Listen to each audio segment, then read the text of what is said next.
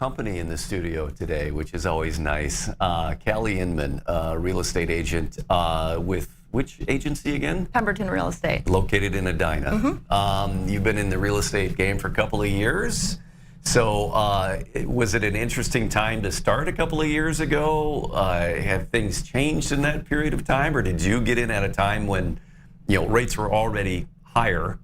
So it must have been an interesting entry point to real estate. Yeah, I mean, ever since the historical low interest rates back in 2020, things they've shifted, but they haven't changed a lot. It's been very favorable for sellers. Yes.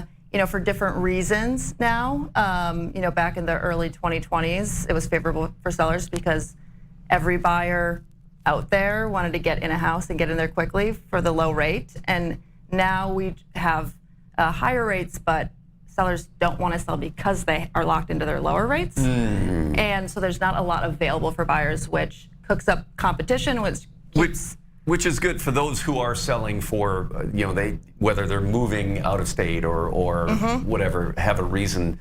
Otherwise, people who may have been motivated to sell because they wanted to just change their home, maybe not want to move because now they have to get into a new mortgage with a higher interest rate. So yeah, that reduces supply.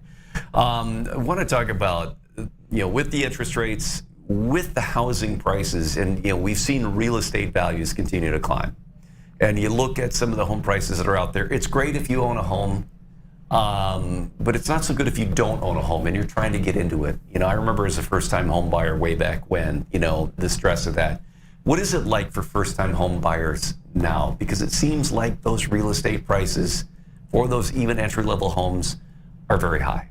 Yeah, and you're not wrong, and I won't sugarcoat it. Yeah. It is absolutely harder for first-time home buyers to get in the game. 10 years ago, the average first-time home buyer was 30 years old, and now we're looking at data that says it's 40, 41 years old. So that's a big jump in a short amount of time. It's not impossible, and there's a lot of anecdotal conversations and clickbaity headlines out there that also scare buyers away. It just takes more planning and preparation. Well, what types of, you see a lot more townhomes being built, partially because, the supply of land in the Twin Cities, for example, gets smaller and smaller. So you're looking at more space effective housing, but also is that because of the first-time home buyers that see a single-family home as being unattainable, maybe? Yeah, I think that's part of it. Townhomes and condos, you're going to absolutely have a better chance at getting in. You have to also consider the HOA prices in your monthly payment, which can be a big chunk. Yeah. But also it's dependent on your lifestyle too. I mean, townhomes and condos are great for people that don't want a yard to have to maintain. That's true.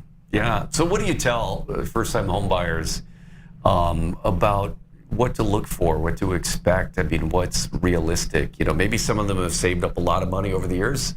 Some maybe have not. I mean, what's the best process to go through if you're just trying to become that first-time homeowner? Yeah, good question. I think that the very first step is to talk to a trusted expert in a realtor as well as a lender. You can take all this evidence out there of where you might land, but you really don't know where your affordability lands until you talk to a lender and have them run the numbers for you. And I work with clients all the time that are very surprised about what's attainable for them. Okay. In terms of home values themselves, we've seen them continue to rise. Do we expect that to continue, or are we at a point where our home value is, maybe kind of leveling off and slowing down? Certainly that would be better for the home buyers. Do we see this continue to go? Is there a bubble we're going to hit? Yeah, we're not seeing anything like a bubble right now. And that's because of people so locked into those lower rates until something frees up inventory and more sellers start entering the market. We also, there's two parts of affordability. There is the actual price of the home itself, and then there's interest rates. Interest rates that hovered around 6.5, 6.6% since the beginning of the year. And right now, you never know what's going to happen in the world. So anyone that tells you they know exactly what's going to happen to interest rates. They don't know. Yeah, right.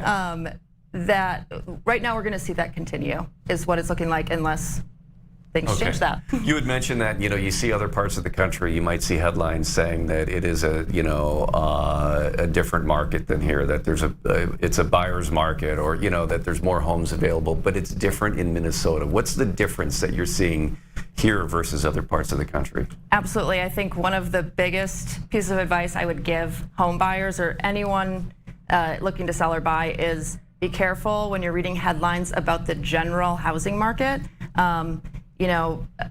Things that are kind of fantastical are going to be what the headlines are, right? And so right now, those headlines that are saying, home prices are falling and there's way more sellers than buyers.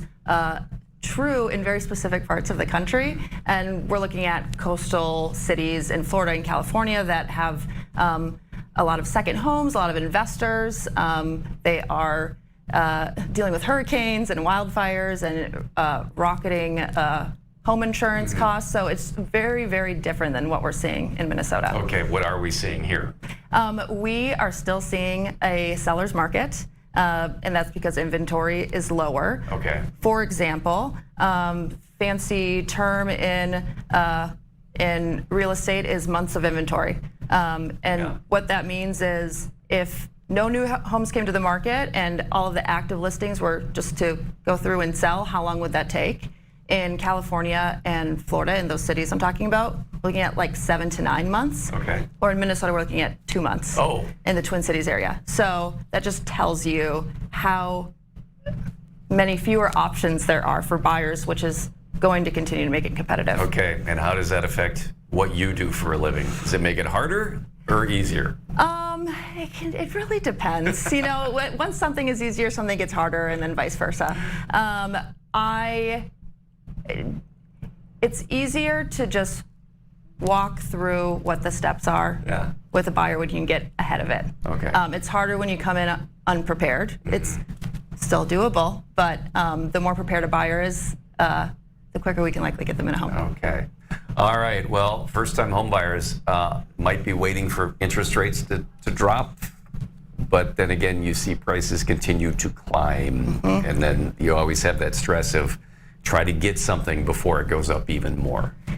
Yeah. Talk to someone that will help advise you and help tell you where you really land, because like I said, I work with clients all the time, very surprised about what they can make happen for themselves. Possibilities that are out there. All right. Callie, thanks for coming into the studio. Appreciate it. Yeah, thanks so much for having me.